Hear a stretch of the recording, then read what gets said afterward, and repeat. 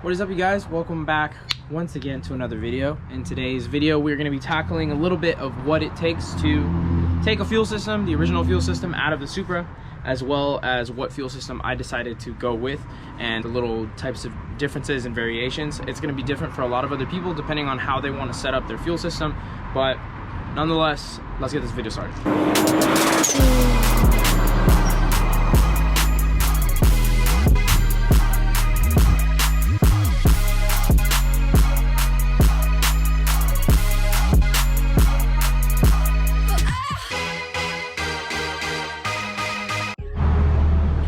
Alright, you guys, so first things first, the Supra's hatch is open because there's a few things that we need to take care of before we can start pulling it apart. One of those things is the fuel pump hanger, the original one. So it's still in the car because I never got around to actually taking it out, but that guy is going to be in here. So as you can see, there's about 6 nuts that need to be removed, and then this top piece will come off, exposing the hanger, some other lines, simple stuff like that. But one of the things that I do want to do is actually remove the whole fuel tank itself, because there's still a little bit of fuel in here and the car's been sitting for about 3 years. So I got to make sure that there's no rust or anything. I want to clear everything out before we even put anything new inside. So I'll be removing the fuel pump hanger first, and then we'll check out the underside to see if the fuel tank is going to need to be removed, and hopefully we don't make a huge mess. But if we do make a huge mess, and then ripperino, I guess.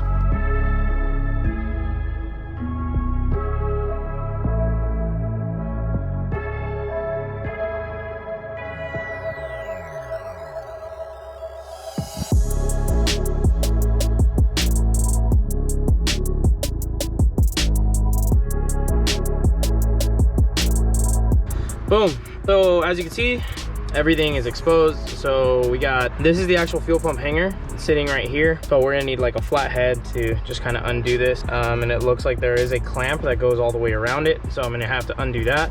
Then we'll just grab, you know, some pliers, get these hoses off, and then should be good to go. One of the other things that I did was remove the gas filler cap, or the gas cap. Obviously you want to do that, you know, especially if your car is running. First things first, you always want to disconnect the battery whenever you're working on something like this.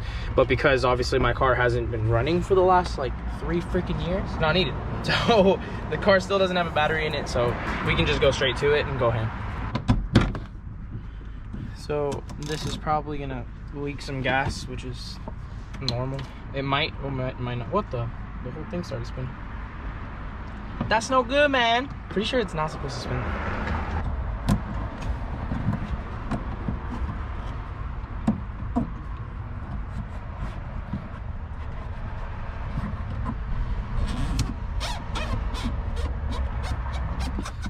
They're probably from 1994.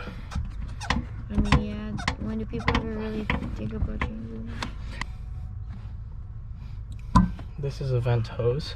This actually just vents. This, I believe, is going to be a feed. No, this is a return. This is a return line. Nope. Alright, cool. We're chilling. Yeah, I'm pretty positive that's not supposed to spin like that. So, for some reason, it spins. So, we're just going to use an impact gun just to get it up. There we go.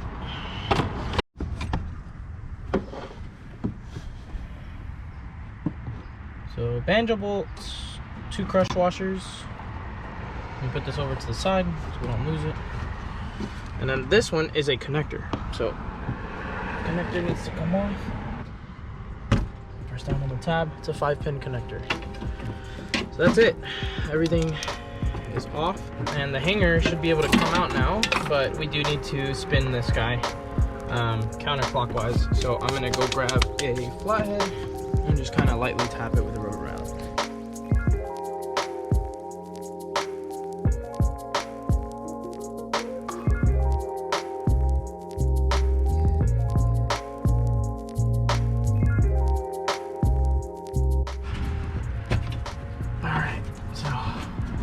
After a few broken pieces of plastic later, this is the cover for the fuel.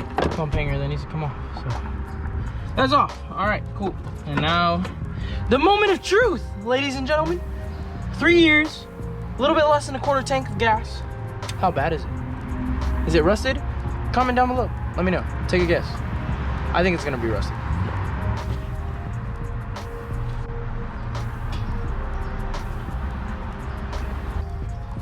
What the? Dude, this thing's like brand new. What the frick? Did you even have gas in there? Yeah, I do. You sure you didn't take it out? I do, but it's not a lot. Dude, this is like, no, like straight up, like this is really freaking good. It looks like it's been replaced before. Wow, this is a really good assembly. I might actually keep this. If any of my Supra boys are interested, let me know. It's like this one clamp up here. I just need to undo real quick. I don't know if I'll be able to. There we go. Just put this down.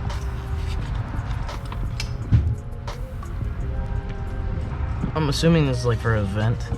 It's connected to something down there, so. Any damage, anything?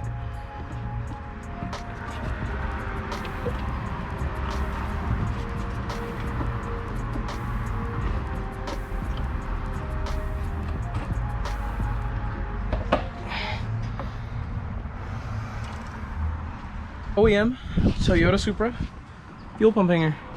Dude, this has like no rust on it whatsoever. I might not even have to drop the tank, because usually when these are rusted is when like people get a little bit more worried, because gas, it's nasty. Like when it sits for a really long time, it gunks up, you know, your lines, and like it can rust. It usually rusts this whole assembly, but this thing literally has like 0 to no rust. I'm actually like pretty impressed. This definitely looks like it's been replaced before. This floating assembly right here looks like it has, because I've seen some on like other people's videos and they're always like trashed.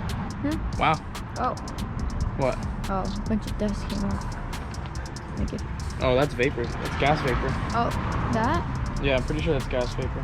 Cool. So given that this guy has no rust, pretty sure we don't have to remove the tank, but I do want to show you guys just a little bit of a difference between the OEM fuel pump hanger and the new one by Powerhouse Racing that I will be installing. Boom. There's a difference. One is capable of holding one, aka the OEM one, and the other one has 2 of them right now. And these are both 450 Walbro fuel pumps. So I'm running 2 of them, took care of all the wiring, got some PTFE Teflon tape on already, and basically got this thing all set up to get dropped in, ready to go. The only things that are left are to put on the filters and connect the hoses from here up to the nipples at the top, and then we'll be good to go. As you guys can see here in the huge layout, this is basically what is going to consist of my fuel system. So first things first, Powerhouse Racing supplied me with a Powerhouse Racing triple fuel pump hanger. So this fuel pump hanger is good for 3. And when I say supply, I don't mean they sponsored me. They have no idea who I am, but after seeing all the reviews and talking to other Supra owners, this was the go-to. So we got this guy, talked to the guys over at Powerhouse Racing, and huge shout out to the guys over at Real Street for getting this to me in a huge and quick, timely manner. Next thing over, so we do have the Flex Fuel sensor kit by AEM Infinity. I have one of the Dash 6 AN hose fittings on the end right now. I still need to order the other one because I forgot to get one, so I need to get both. The other thing is going to be obviously the AN lines. So I have Dash 8 for feed and Dash 6 for return, and it's going to be 20 feet in each one. This is going to be by Radium Engineering once more. So you guys know Radium Engineering, I've mentioned them quite a few times on the channel. This is going to be their bracket that actually mounts up for their Radium Engineering. I believe this is a 10 micron filter, and this guy is going to mount into the factory location thanks to this bracket right here. We also have an Aeromotive fuel pressure regulator. So the bracket doesn't originally come like this, but I bent it this way so that when we actually mount it up into the car, we can mount it up onto one of these brackets right here so that it sits nice and easy with the intake manifold kind of away from everything, and we can also connect the fuel pressure sensor to the actual regulator itself. Obviously we have a variety of hose ends and fittings, and you know, with certain, you know, plugs or degrees, like 100, and I believe this is going to be 120 degree bends, 90 degree bends, you know, 45 and so forth. I already mentioned the filters and the hoses, and then last but not least is this sub harness for the dual fuel pump. So I have the 2 relays, but I am going to be splicing in some fuses as well, just to give that added protection, even though you could probably run it with the relays, but just to be safe, I'm going to add those fuses. So this is the whole fuel system once more that I've mentioned. It can be different, it's going to vary from build to build, but if you guys are looking for something simple, this is basically my setup right now. So as I mentioned, Radium Engineering, I believe this is a 10 micron filter. We got the installation kit that comes with the 450 Walbro fuel pumps. I am running 2 of them. The Powerhouse Racing triple fuel pump hanger, flex fuel sensor, variety of fittings. These are all going to vary depending on how you want the plumbing to go on your car. The Aeromotive fuel pressure regulator, Radium Engineering fuel filter bracket that mounts it to the OEM location. The sub harness you can get from a variety of people. I got this one custom made by Sideways Performance. Dash 8 feed and dash 6 return, 20 feet each. This is what you need to get that thing going, and well, that's what we're going to be taking care of in the next video. In the meantime, I just wanted to show you guys what it would take to get that fuel pump hanger out, the OEM one.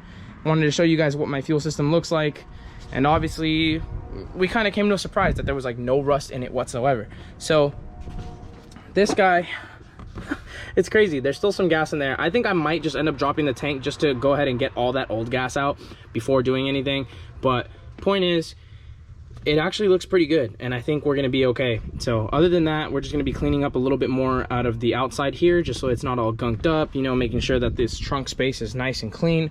And then we will be getting into actually installing the fuel system later on in the next video. With that being said, we will catch you guys in the next video once again. And if you guys like what you see, make sure you guys go ahead and subscribe to the channel. Drop a like, drop a dislike, whatever it is. I don't care. Just interact. Thank you guys for watching. We will see you guys in the next video. Peace out.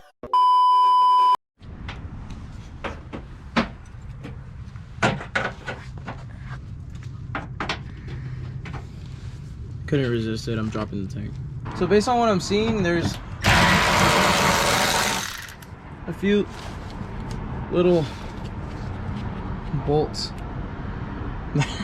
literally, I guess, hold this like plastic trim, and I believe we might have to take off these with a Phillips screwdriver, but I don't think there's a lot of brackets or a lot of bolts that actually hold this thing in place. So I got some little bonus material for you guys because I couldn't help it. So the fuel tank is out. Michaela helped me out and get this fuel tank.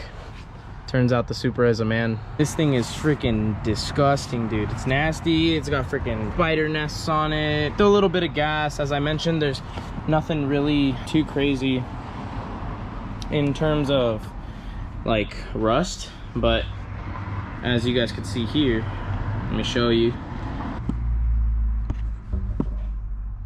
It's really not all that bad, and given that it is plastic, it's a lot less prone. But we're gonna get this last little bit of gas out. It's not a lot.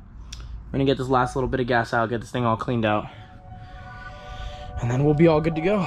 But yep, there she is. Just a little bit of bonus content for you guys. Fuel tank for the Supra is out.